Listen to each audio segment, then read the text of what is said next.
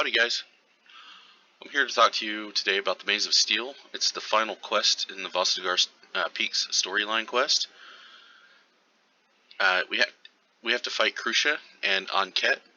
Crucia being the dragon that's haunted Rift from the get-go, and Anket being the big bad evil guy from the Prophecy of Anket expansion.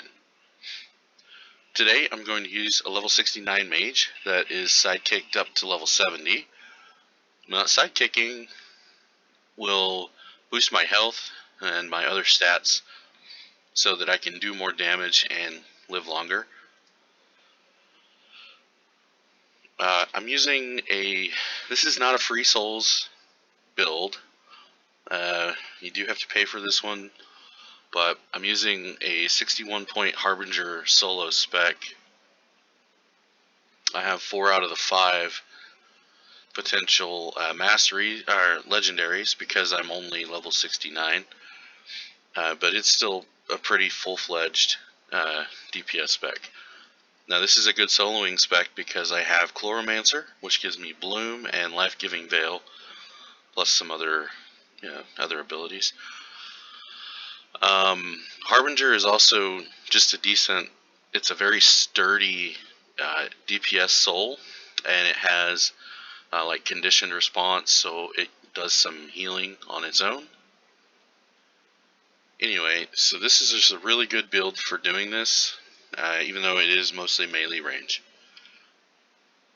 Alright, let's talk about Crucia. Crucia is going to be like the big silver steel dragon. It's going to spawn over there on the right side once we go in past these gates. She has 3 primary attacks. First of which is Lightning Breath. Lightning Breath is a frontal AoE cone that when she's channeling it, you'll see massive amounts of like lightning bolts coming out of her mouth. There's a cone that goes down on the ground, like a red cone, but during the course of channeling, it will disappear, even though she's still channeling the ability. You have to watch out for that, because if you go into that, it may not one-shot you if you're sidekicked up, but it will do at least half your damage, or I'm sorry, half your health. She also has 2 other abilities that are very similar. One is called Concussion. It's interruptible, and the game does provide, if you look down here at the casting bars, the ability bars, the game gives you this reactive ability called Interrupt. So this is used to interrupt Crucia's concussion ability. It actually has a 40-meter range, but being Harbinger, I'm always pretty much going to be in range to interrupt using my own distracting slash. So I will be using this ability myself to interrupt her, and most DPS builds and tank builds will have an interrupt of some kind.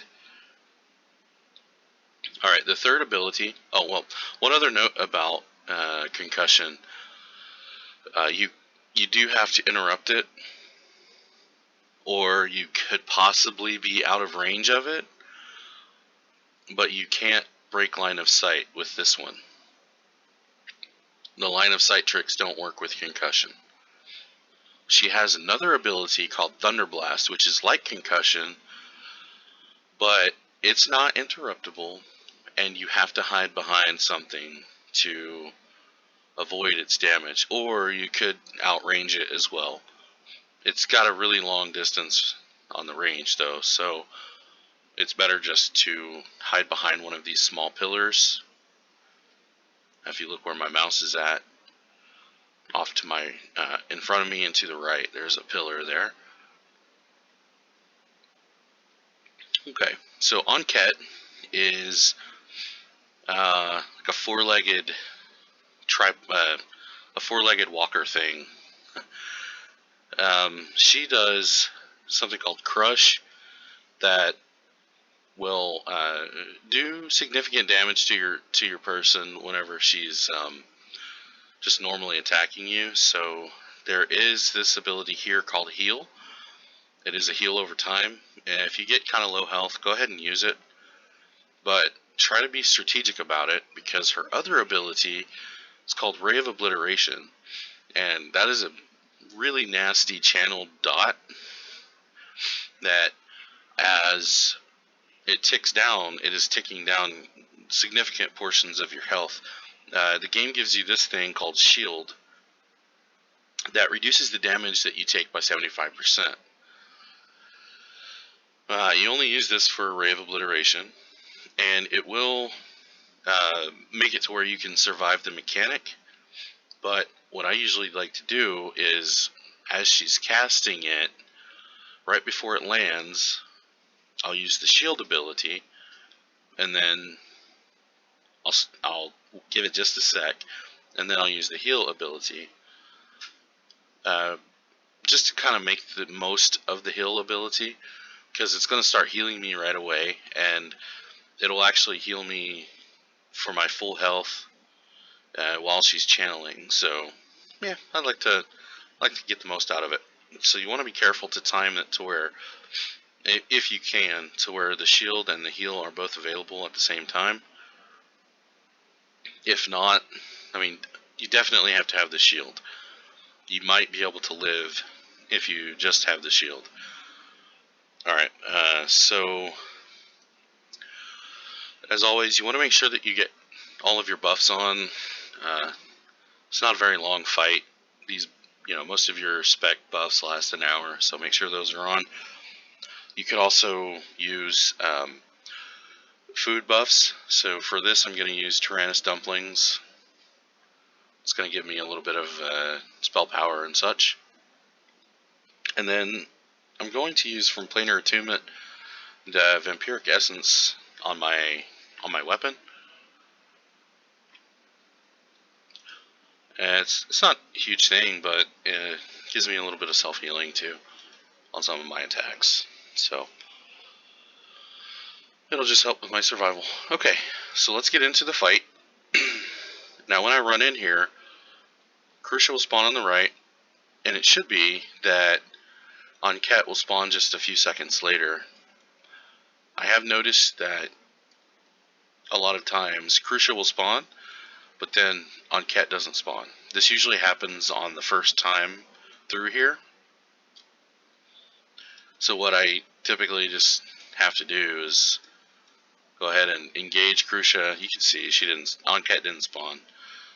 So I'll just engage Crucia and let her kill me using, see, there's the lightning breath. I'm actually going to go stand in the cone, let her kill me. So I'm going to respawn and run back. She should be, I'm going to go ahead and drop a little run speed buff here. So Enquête should spawn this time. I don't know why, but that's just something that I've noticed doing these videos. This happens very regularly. Okay, so you can see I got my reactive button bar back here. There's Crucia again, and there's Enquête.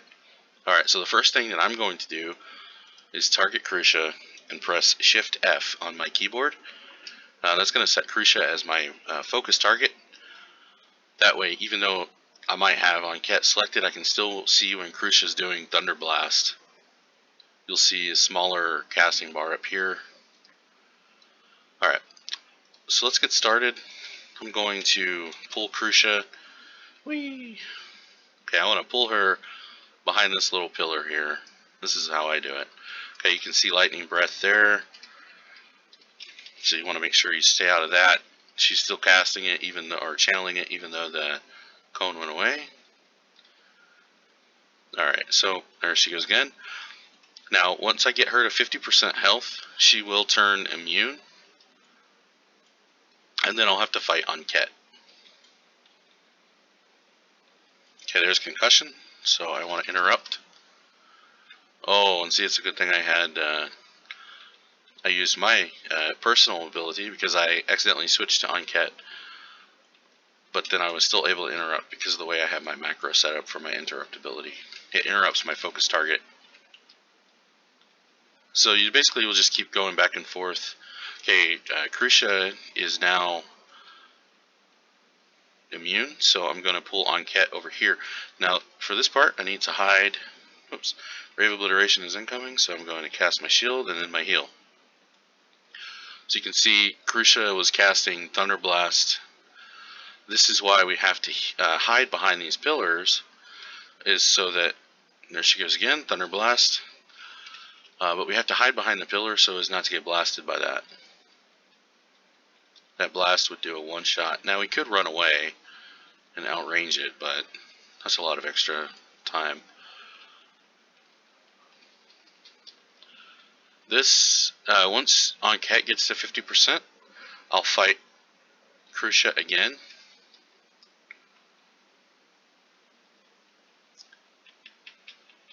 And then once Crucia is down to 25%,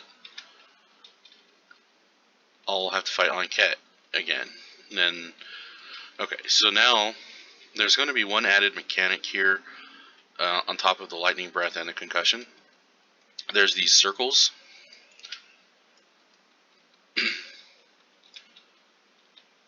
So there's going to be like a series of 4 circles and then a little break. 4 circles and then a little break.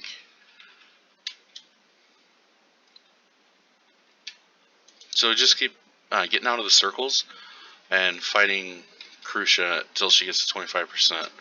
You also have to avoid the lightning breath and interrupt concussion. Okay, so now I'm fighting on Ket and I'm hidden behind this pillar again because Crucia's doing Thunder Blast. So now I just need to get on Ket to 25%. Just Rave Obliteration and click now, click now. Alright. So once on Ket is to 25%, the fight will actually be over. She'll run off to the other side. And there we go. So now they both die, I guess. The common theme in Rift is that they never die. We've defeated Crucia many, many times, and she's never actually just dead. So maybe in future expansions, if there are any, we'll see Crucia again.